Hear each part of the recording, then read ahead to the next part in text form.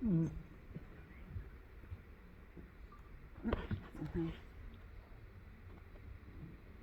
up, everyone? How you doing tonight? Good. We're going to get to talk to so many of the filmmakers and the cast. Let's get like a bigger round of applause.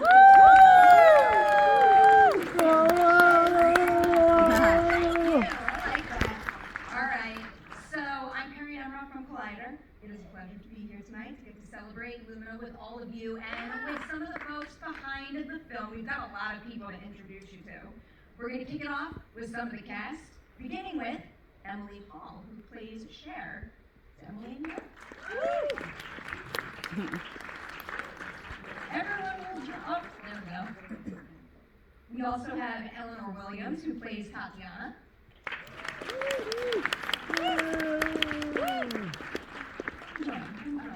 Congratulations. We're going to have you take the far seat over there. All right, next up we've got Cindy Nicole Rogers, who plays Patricia.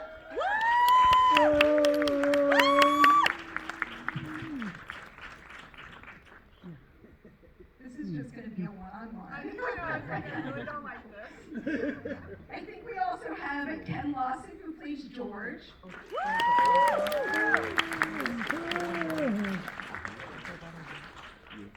Now I know I saw this one. Eric Roberts is here. He plays Tom. He will be here in just a second. Hello, everyone. Congratulations on the movie. Next up, we've got the founder and CEO of Bespoke Film Booking. It's Tim Nason.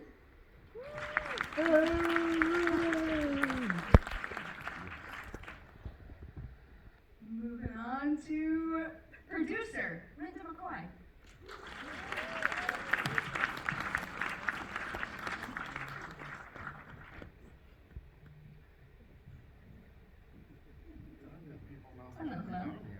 They're all on eating. I mean, food is a priority. I understand that. You'll all get to indulge after our conversation, too. There's a beautiful reception outside. Now, let's please welcome executive producer, David Seychelles.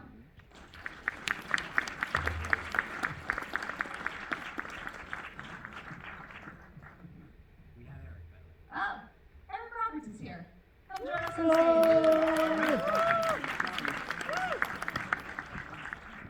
Hello, congratulations. Good to see you. Very, very well. Good to see you, too.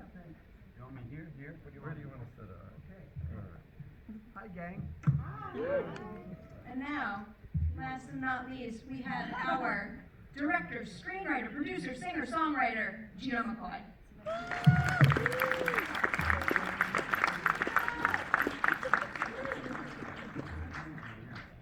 Hello, everyone. Congratulations. Oh. Take your time. Take your time. Gino, come join me down here. You get #1 share. Man in charge. Anywhere else, right? Yes. Where's George? I mean, it is bright. Yeah, who are we missing here? George. We're just missing Ken. Ken will join us. How's everyone doing?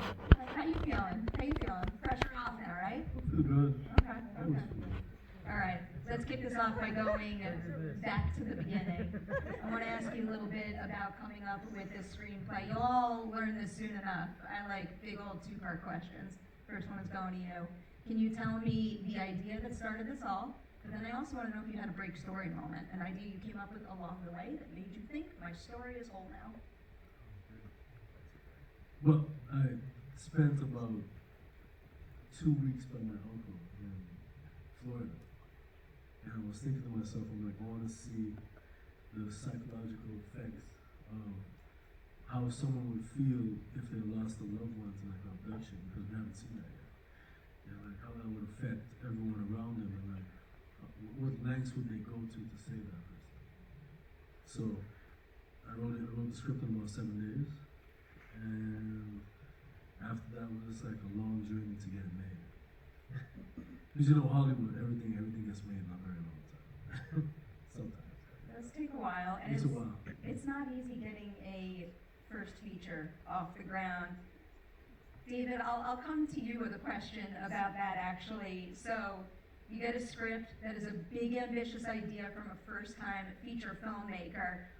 What is it about this story and Gino that made you think this is well worth taking a chance on? Oh, it goes way beyond that, though.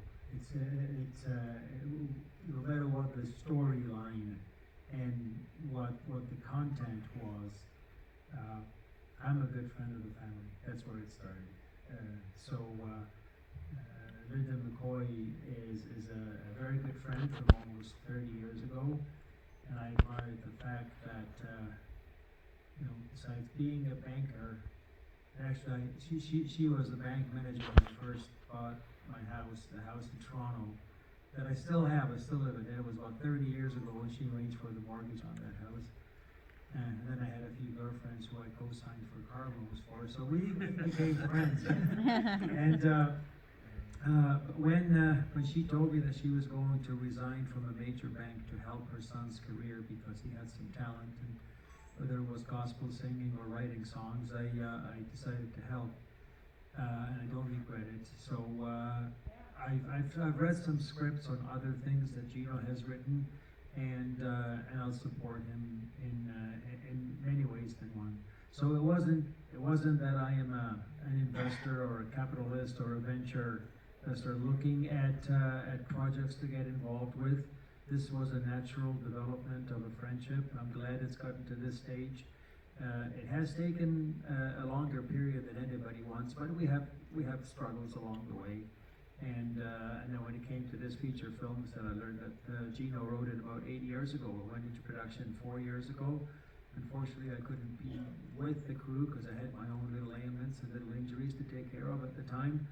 But to answer your question in a shorter form, is that it was not something that I was looking for to get involved with. It's a natural progression of a friendship that has now led to this wonderful set of events, including tonight being here with an element that is not my world, but it's very interesting. And I wish everybody that's involved with it success. Everybody that has any part of the movie to get the same enjoyment that I'm getting out of it. Thank you. Beautiful answer. And I'll build on that by coming to you, because your son here, you know how talented he is, clearly. Is there anything you saw him do on the set of this film that made even you go, I knew you were talented, but I never realized you were capable of that? Or she tried to kill me.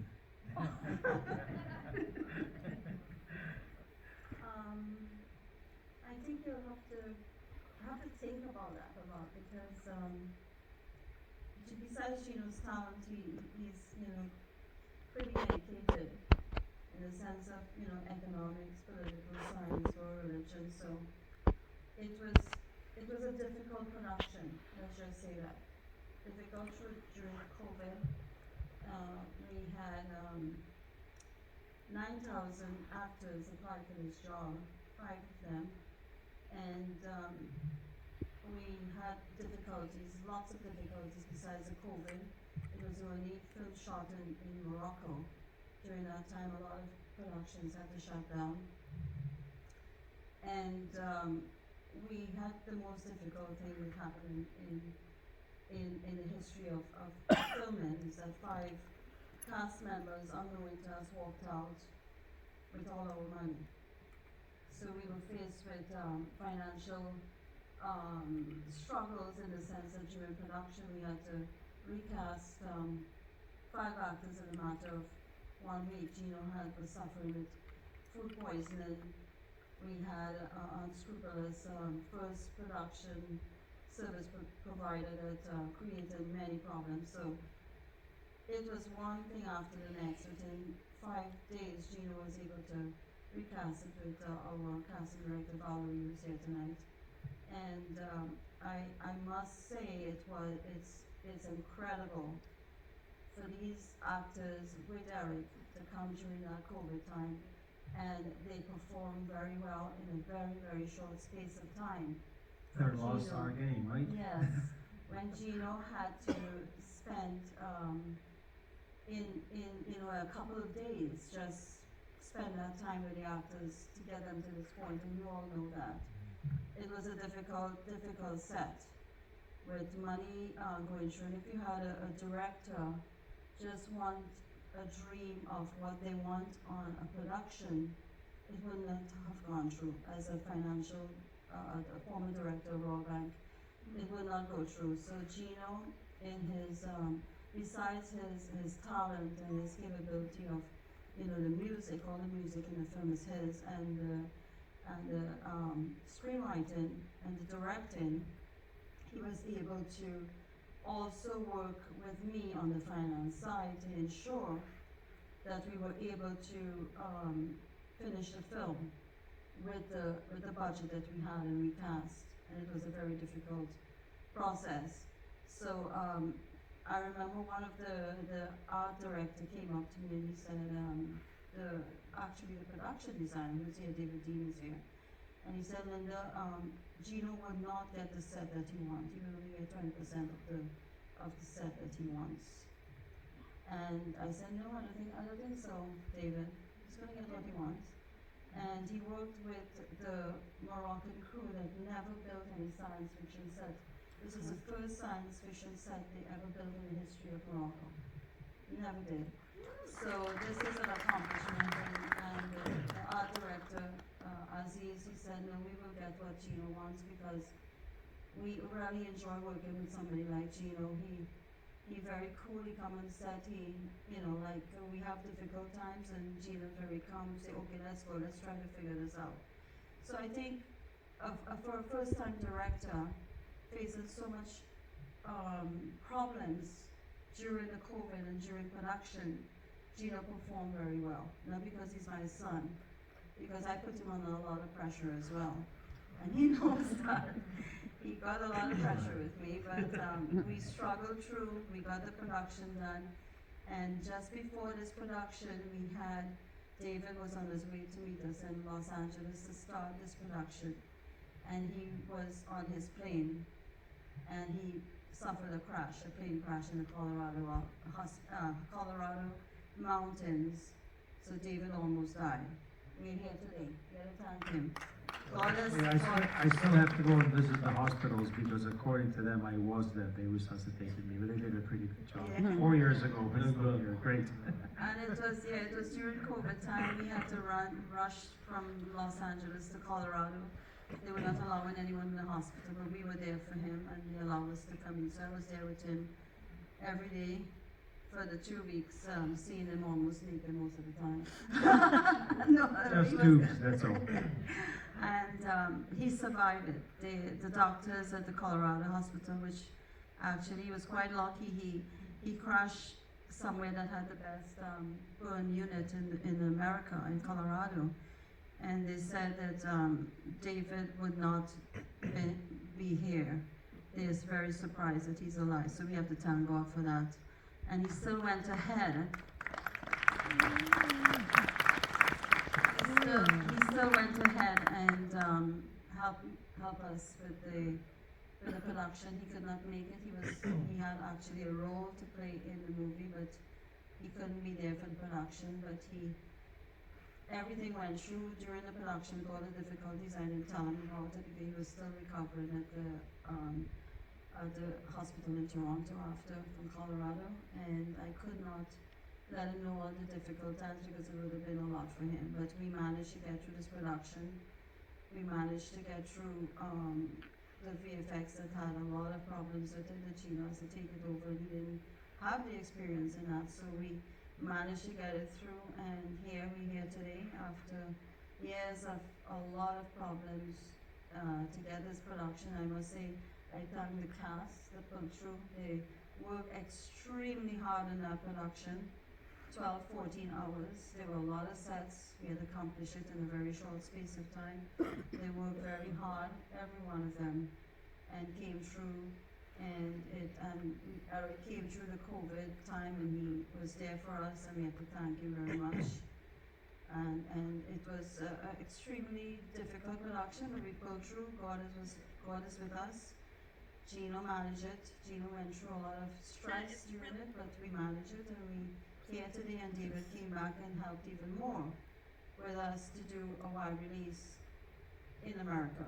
It's one of the biggest in the film to have a wide release in America right now. I would say not this year, but probably in the last 5 years. And then we have Tim. Tim has joined the team. Tim is our distributor with the production. He's in Boston, and he is organizing all the screens. As you can see, we have a lot of things are going on here now, because you can see all of us 30 buses with Lumina. We have it on Sunset. We have the billboards and almost 260 posters around the world. In New York, we have it at Times Square, which is big, and lots of other marketing that we have done. And we have Russell Schwartz, who is here with us as the marketing director, who worked closely with Gino on the marketing. So we have a great team. A lot of the crew members here pulled together and work together. Brandon, you name it, a lot of them are here. Our family is here to support us from Canada. My husband Hudson, as well as Regino, is a co-composer with Gino. And we'd like to thank everyone today for coming out, supporting us, getting everyone to the cinemas. On the 12th, we have sweepstakes that we got a lot of the government approved for the sweepstake, which wasn't an easy situation. It wasn't a lottery. So that was a struggle, and Gino has been involved at every step of the way. And we have to thank each and every one of you all for being here as well. I'm going to add some humor to that, okay? Because Gino told me my role would have been the person who rented out the RV. So I don't know if you remember, but in the movie, right after the taxi driver drops them off somewhere, then Alex goes to rent an RV. And his script, Alex says $550, and the guy, by replacement, stands in there for about 30 seconds and then says, okay. Now, I'm not a member of any union, but I would have made it a lot more difficult. I would have haggled. I would have haggled for more than $550, but he got it cheap for $550. So it's a good job that I wasn't in there, because I probably would have haggled for more than $550 for the RV. Before I jump into the production feats required to pull this off, Tim, I did want to come your way, because we often talk about how difficult it is production-wise to make a first feature and an independent film. It is equally, if not more difficult, to get a film like that distributed. So can you tell us a little bit about your company and why Lumina felt like a right fit for it? Well, when Gino called me and I spoke to him and his mother, I saw how passionate they were about this movie being their first movie, and I knew that Eric was in it, and I've loved all of his movies since I saw Runaway Train when I was 13 in a movie theater, and yeah, and just after talking to them, I wanted to help them, and I've been booking, for the most part, just smaller films, like Young Plato and Helma, that Lassie Hallstrom directed last year, for theaters including AMC and their artisan program. But I thought, why not take a chance on this with him, and a lot of the theaters are very receptive to it, and with, Twisters, Despicable Me, and Deadpool, and all the other big summer tentpoles, this is a nice fit right in the middle for people who like sci-fi and horror and comedy, and a first-time filmmaker, and fun. Yeah. And Eric. That too. For my cast now, we're going to continue to sing Gino's praises for a little while. Can you each tell me something you appreciated about him as an actor's director that you are excited for more actors to get to experience on his future films? Patience. Gino gives a lot of patience. We just came in, we flew into Morocco, we had a script we had to work with, being introduced to these different sets. He was like a true visionary.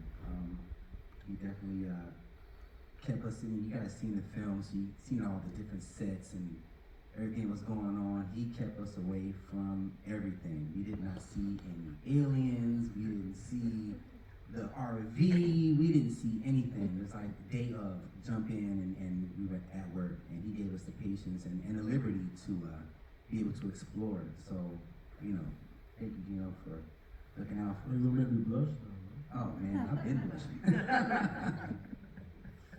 Eric, how about for you? Well, my favorite qualities about Gino is his kindness and intelligence, because he doesn't overpower you. In fact, he's smarter than you. He's very kind about it. I love it. Thank you. Important qualities to have. I would say that Gino knows exactly what he wants. And that is so refreshing, because I've worked with other directors who did not know what they wanted. Gino was able to articulate as well what he wanted. And I appreciate that so much. And also, like Ken said, there are so many surprises on set. And I really love that, because I like to be surprised. I like to be fully immersed in it. I don't want to pretend like I'm scared. I want to be scared. And I love that Gino gave us all those jump scares. Like every turn we did, there was something. There was an alien, there was a light or a flicker. And I also loved how, since Gino comes from music, he used music to really set the atmosphere. I never used music as a tactic or as a resource to drop into character or drop into an emotion, but Gino really let that out of me, and so now I'm really thankful for that. So Thank you.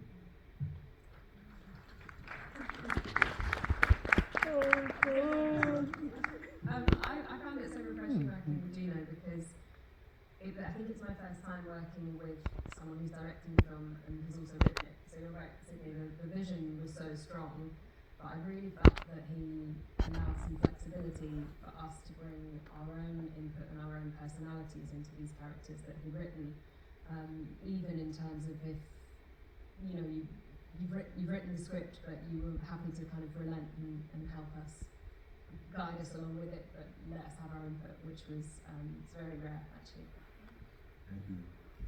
I would second everything everybody said. But I would say probably the collaboration aspect was just so refreshing, and how much fun you were. Like I remember like in the lagoon it was very cold and it was so much fun.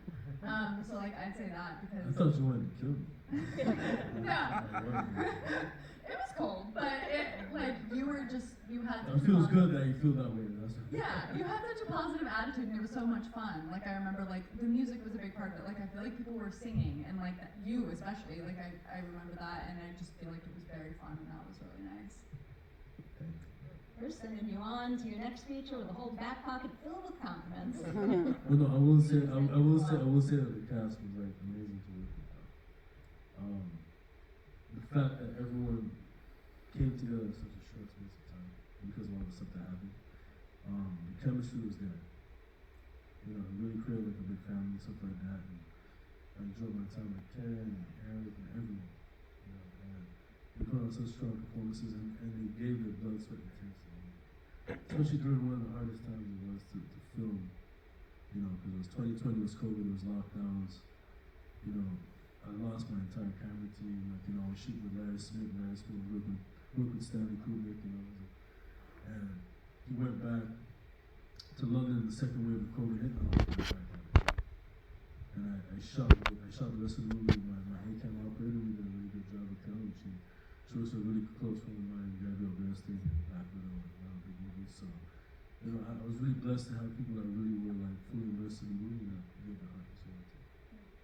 We'll continue down that path. I'll pose this question to the whole group. If anyone has an example, feel free to shout it out. But during filming, given how many challenges you all overcame, can anyone give me an example of a time when like, a scene just didn't feel right and you had to pivot, but because you did, you wound up finding that unexpected magic and it made them all in the film even stronger? Good question. Very good. Oh, you know what? I have something. I think this well I know this is very personal to me only.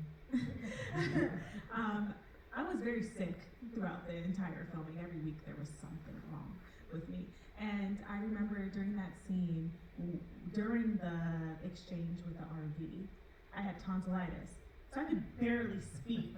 I was on vocal rest, and everyone made sure. Linda made sure. She was Mama Linda. She was like, don't speak. And so I had my only monologue in the whole entire film when I can't speak. And so that was a moment where I was like, how are we going to do this? How are we going to do this? And then it worked out.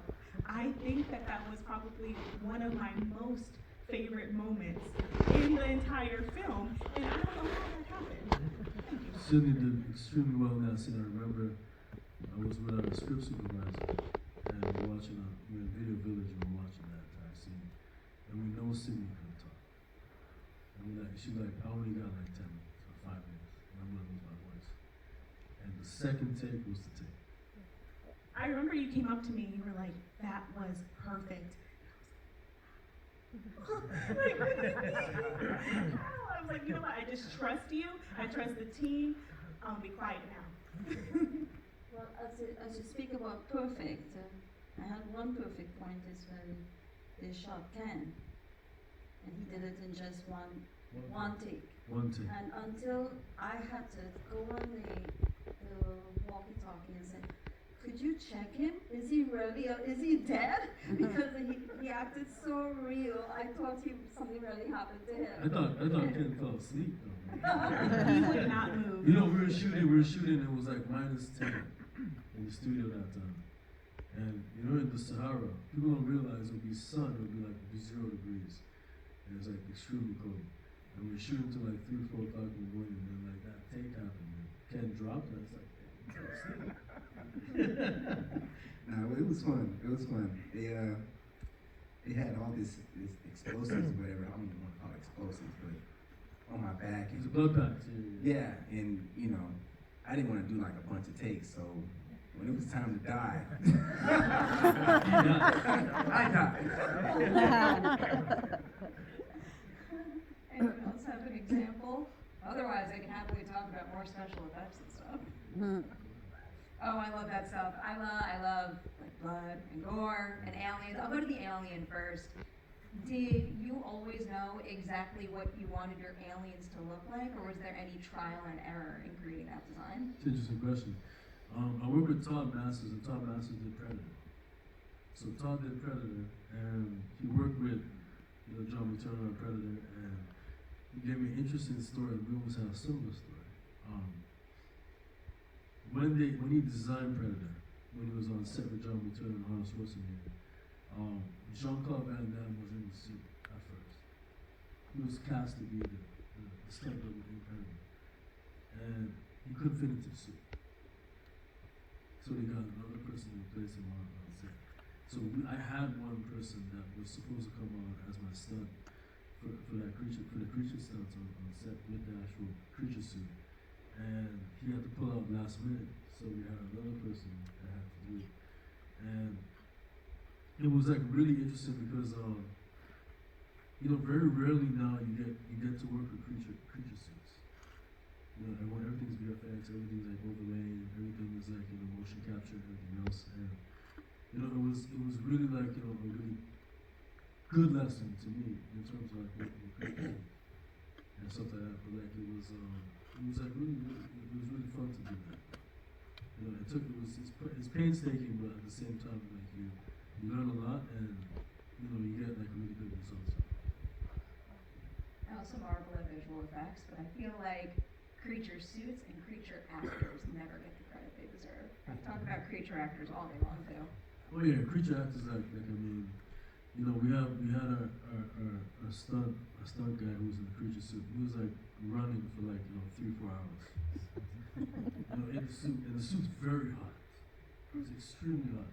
But he liked that because like at that time when we were shooting in Morocco in the Sahara, at that time it was very, very cold. So like it was like extreme conditions that we were shooting under. And he really adapted well. It was the first time he was in the creature suit. But at the same time, like I try to combine both VFX and creature effects, practical effects at the same time. And most of my stuff. And I personally love that because using your imagination to try to figure out what you're running away from or towards, that's so much in your head. I love that there was an actual person that I was actually running away from. So thank you for that. You're welcome. Like I'm trying to, you know why? Because some actors I've seen complain, like other actors I talked to complain about, they didn't have the motivation because there was no creature running after them. It was like a tennis ball, and that really didn't give them motivation in that particular scene. So I said, even if I have to do overlays and do VFX after this creature suit to make it look like perfect, then I'll at least have that person like running after it, chasing the actual cast because it gives them a much more visceral experience. Oh, I bet. I've got a question for Emily, because I wasn't there at the time.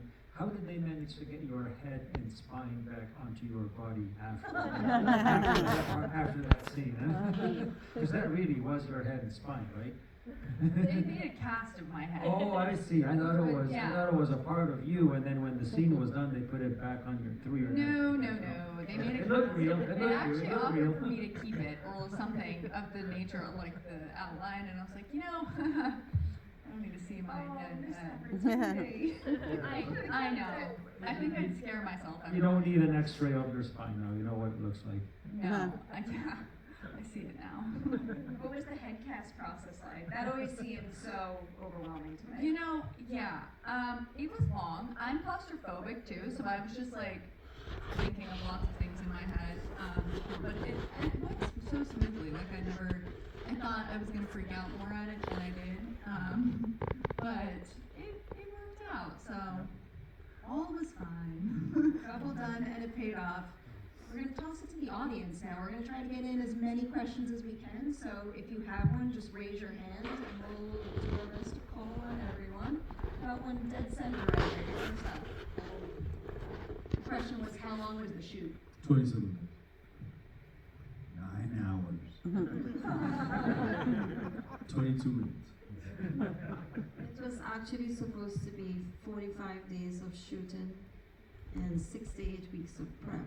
We had less than 2 weeks of prep and 27 days of shooting. 27 days, but like I shot like it was really 25 days, but then I had 2 days of pickups. About that, so yeah. We had to look at the budget. Oh, there were some holidays there as well, right? There were some We holidays. was local national holidays. Shot through Christmas and we ate turkey. When you have so few days to work with and you have so much to do, is there any particular scene in the movie that made you think we need to prioritize carving out as much time as possible for this particular moment? Yeah, when we were building sets for the dump for the deep underground military base, David and I, the production designer, were like, we need to. I spoke to my first AD, and I'm like, I need to carve out this time to have the cast really spend some time in that underground because those sets were so big. It was like over 50,000 square feet of sets. It's the biggest interior sets ever built in Africa. George Lucas built outdoor sets for like Star Wars, but our sets were the biggest interior sets on the soundstage. So it was like 3 crews working 12-hour shifts to build that over 3 to 4 weeks. But we didn't have the time. We didn't have the 8 weeks because of COVID and all the other stuff that came with the actual movie and all the other circumstances that we faced. So we didn't have a lot of time really to do this. Use the time you had well. All right, we have another question right in the middle there. Are you thinking of doing a sequel? Question is, Yeah, I've written the sequel. It's in treatment right now. It's pretty intense. Pretty intense. It involves a lot of government stuff. So, I won't reveal too much, but I'll say I'm going to be going nuclear. Which characters come back? There's an actor in a grease dress that I think might be appearing. good follow-up question. All right, I see in the black hat right up there. Yeah. Thank you so much, brother.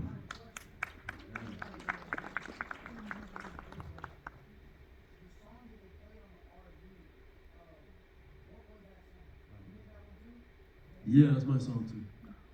That was a song. That was a song that my uncle brought to me because he's a drummer, and he's like, yeah, I have this song, and it had like a hook, and it was like Runaway, and I was like, okay, cool. So he brought it to me, and he's like, yeah, let's work on this, and my dad, myself, and we worked on it, and I sang it. So I wrote the lyrics. You know?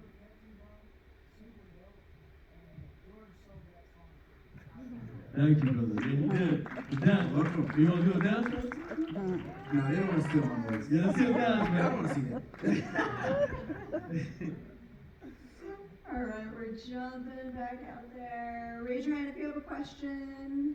Oh, I see someone pointed over there. Oh, I got you right over there. Yes, for Sydney Nicole Rogers, you displayed a magnificent array of emotions throughout the movie. How did you continue to show up throughout the movie when so much was demanded of you emotionally? I was well hydrated. I definitely had to be, not only because of the Moroccan heat, but crying all that time. But truly, I tapped into the circumstances that we were in, okay? Like, these are my friends that became family, and these are the circumstances that we were in, and yeah, it got deep. Also, with those surprises, like I said before, with Gino just not showing us the sets beforehand, or having the actual alien chase us and all those things, like some of the emotions are very, very, very, very real. You're welcome, hubby. All right, I've got another one right there in the middle.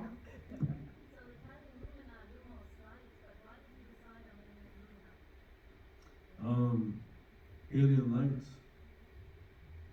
Because Lumina means the lights. So when the lights come after you, fear the light. Embrace the darkness means that you're hiding in the darkness, because when that alien light comes for you and it abducts you, you fear that. That's what I got. And I like the one word catchy titles. You know, I don't like the long titles for movies. Like, some of them are good, but I like the short. I have one question for you, Gina, that I think a lot of people want to know too. At the end of the movie, it says 1 in 200 people have been abducted. Do you know anybody that's been abducted? I know several people. When I was doing research for this movie, I spoke to Wolf on the Mutual Alien Network, UFO Network, and people from Disclosure Project, people with the Pentagon, and spoke to former Marines, former military, U.S. military, Air Force, and they all gave me their stories about abductions, about experiences, seeing craft, going on missions, going on reconnaissance missions, and just hearing their stories. And some of these people are like ridiculed and everything else for talking about their particular experience. So I said I wanted to highlight that, and that's what I do with the documentary with this movie. And yeah, those stats are real, man. So those are government stats.